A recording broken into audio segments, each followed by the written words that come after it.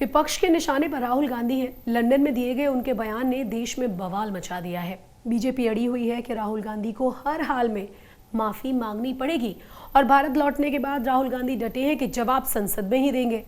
आज राहुल गांधी संसद में नजर भी आए, साथ ही साथ मीडिया के सामने भी वो पहुंचे, लेकिन सवाल अभी भी कायम है कि अडानी के साथ पीएम मोदी का रिश्ता क्या है। और मैं ये कहना चाहता हूं, सोमवार को हंगामा,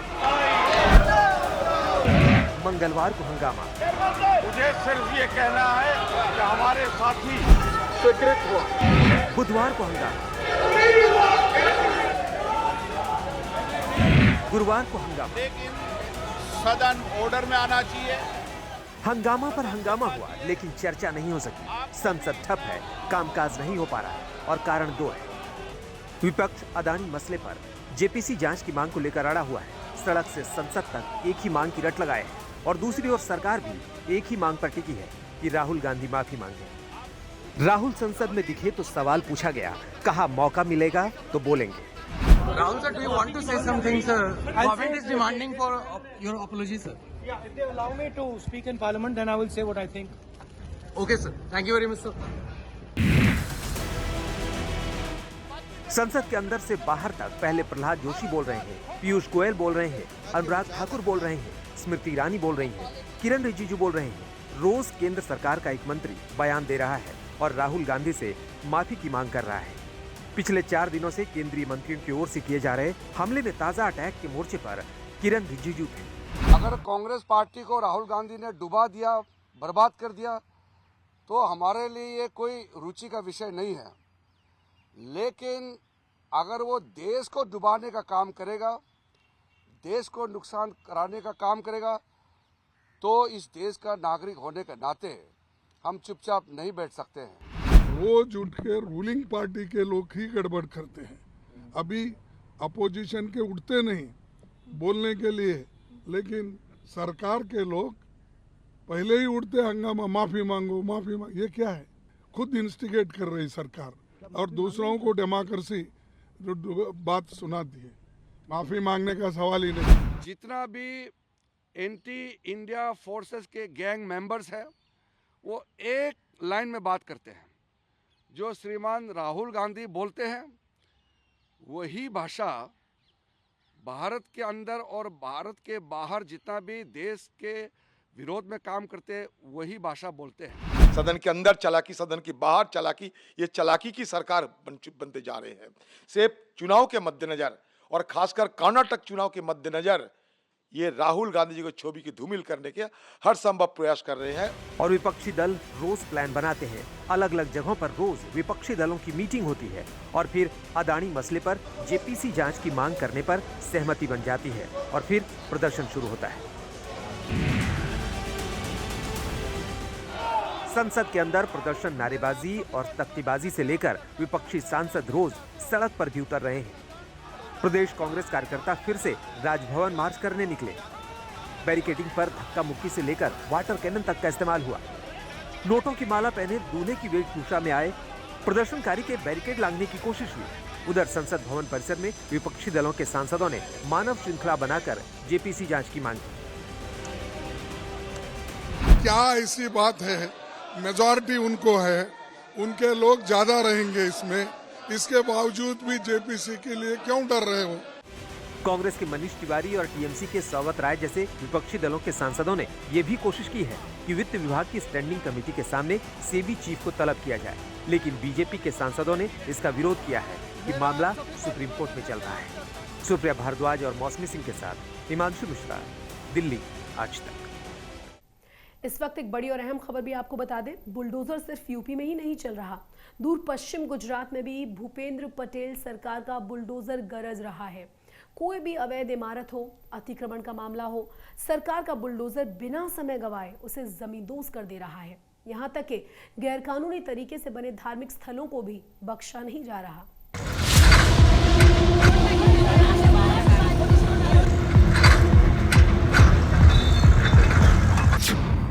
गुजरात में भी गरज रहा बुलडोजर।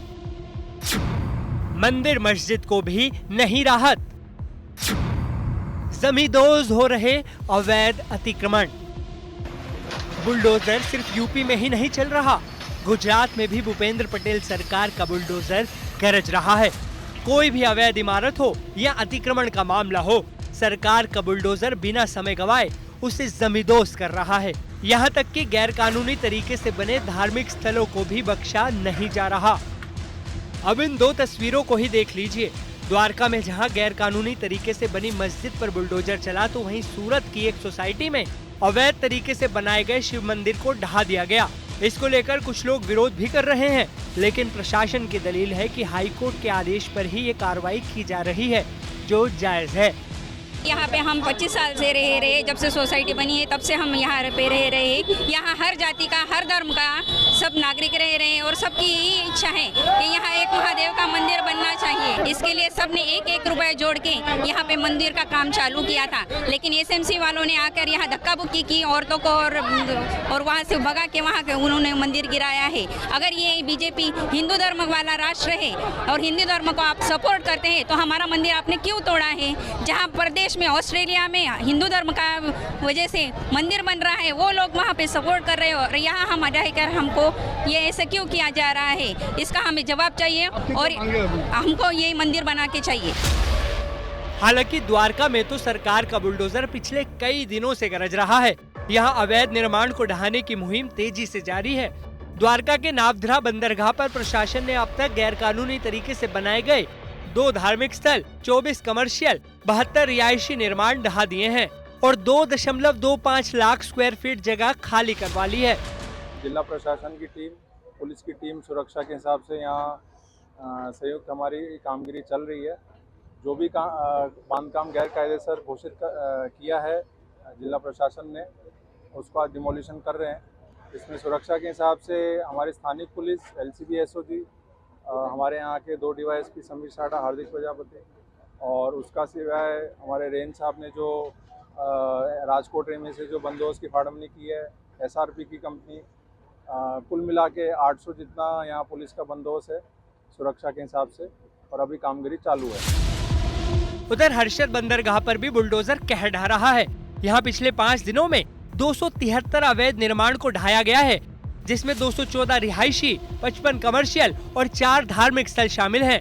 यहाँ अब तक 11.7 लाख स्क्वायर फीट जमीन खाली करवाई गई। देवभूमि द्वारका में अवैध निर्माण के खिलाफ प्रशासन का हथौड़ा चालू है। जो लोग सालों से सरकारी जगहों का इस्तेमाल धड़ल्ले से कर रहे थे, वो सरकार के बुलडोजर की गर्जना से अपने बिलों में दुबक गए हैं। लेकिन प्रशासन का साफ कहना है कि ये बुलडोजर अब रुकेगा नहीं। द्वारका से गोपी घांगर के साथ आज तक ब्यूरो। गुजरात में पक्ष विपक्ष के बीच सी प्लेन प्रोजेक्ट को लेकर जमकर वाद विवाद शुरू हुआ है। विधानसभा में सी प्लेन सर्विस को लेकर कांग्रेस नेता अर्जुन मोढवाडिया ने बड़े अहम सवाल पूछे और पूछा कि इसके बंद रहने की क्या वजह है। सरकार की ओर से जवाब में कहा गया कि 2020 में शुरू हुई seaplane service foreign registration aircraft और ऑपरेशन के ज़्यादा कॉस्ट की वजह से 2021 में बंद कर दी गई। 2020 में मोदी केवड़िया से अहमदाबाद आए थे और तब से 10 दिनों के लिए सेवा चलाई गई थी। 1 महीने के बाद ही इस सेवा को बंद कर दिया गया।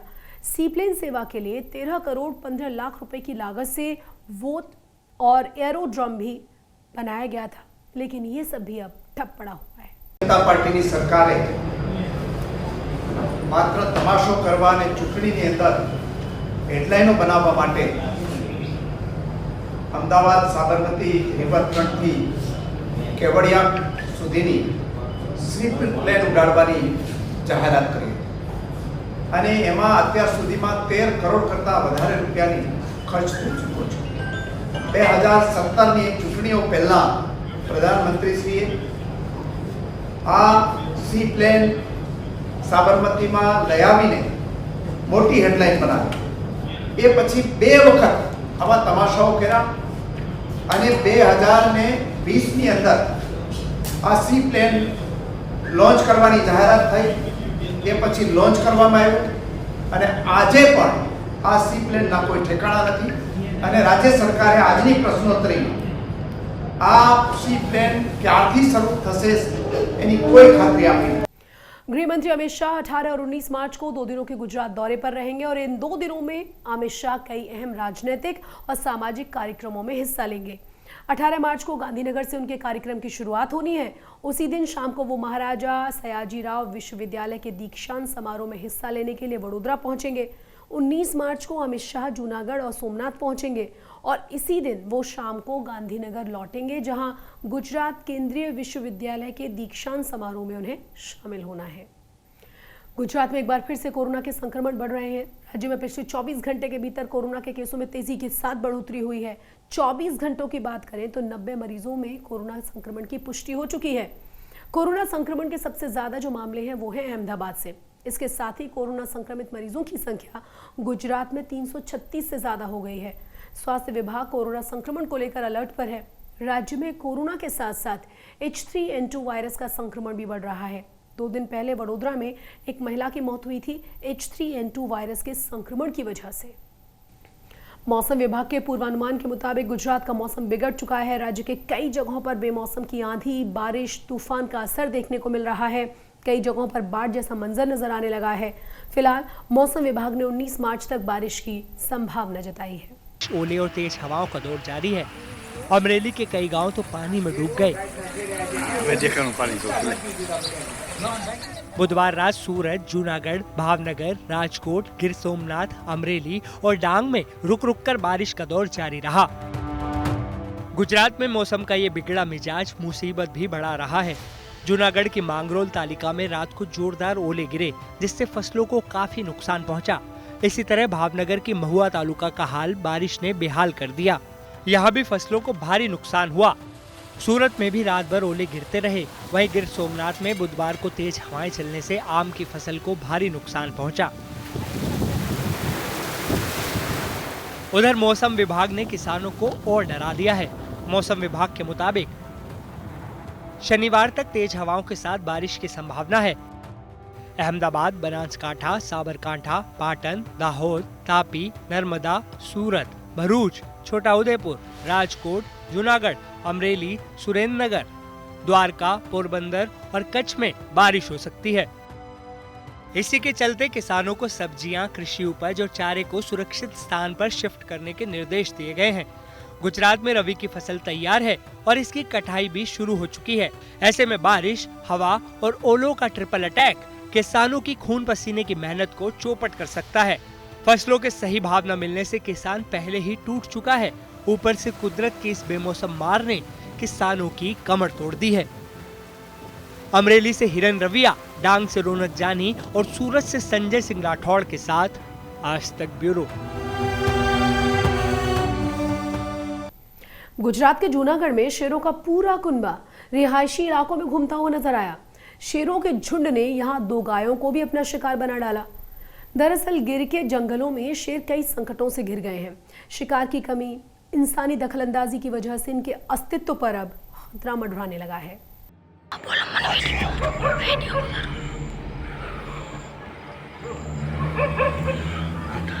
इस तस्वीर को देखकर किसी का भी कलेजा दहल जाए।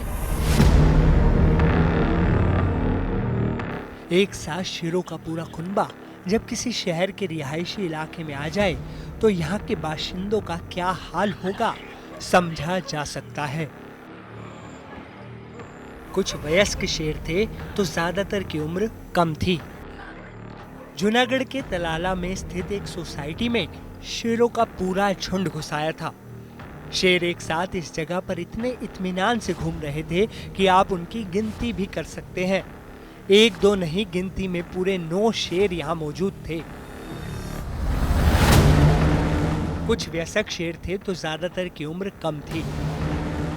बहरहाल इन खूंखार शेरों से छेड़खानी करना खतरे से खाली नहीं था। सारे लोग डर के मारे घरों में दुबक गए। तम बोलो जो जाए से तम बोलो जो यहाँ से जो उभो से जो लेकिन बेचारी 2 गायों का शेरों के इस झुंड ने शिकार किया और अपना निवाला बना लिया।